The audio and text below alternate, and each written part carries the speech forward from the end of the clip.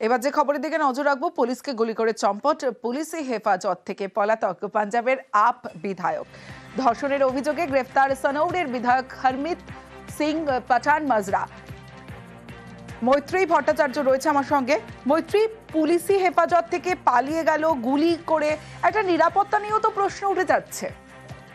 একেবারে দেখো, নিরাপত্তা নিয়ে প্রশ্ন তো উঠছেই, এবং আরো বড় যেটা প্রশ্ন উঠছে যে এত বড় অপরাধে একজন বিধায়ক যিনি যাকে গ্রেপ্তার করা হয়েছিল সে পুলিশি হেফাজত থেকে সে পালিয়ে গেল, তার সঙ্গী সাথীদের নিয়ে পালালো এবং পুলিশের দিকে গুলি করলো এবং এবং পুলিশ কর্মীদের ওপর দিয়ে গাড়ি চালিয়ে নিয়ে চলে গেল।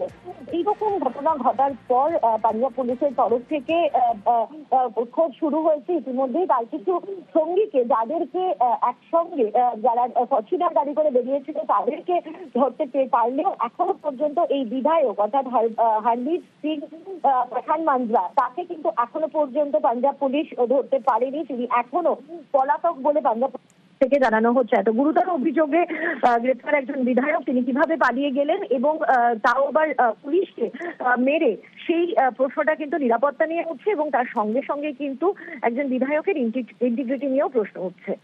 বেশ মৈত্রী।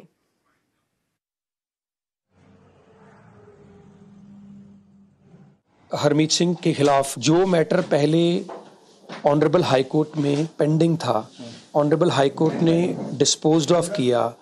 डीआईजी रोपड़ रेंज को इंक्वायरी मार्क की, बट पॉलिटिकल सैनेरियो जो पिछले 2 दिन में चेंज हुआ बाढ़ की वजह से, ये एफआईआर उसका आउटकम है। Against the law, against the facts and totally a tug of war between the political people and the bureaucracy.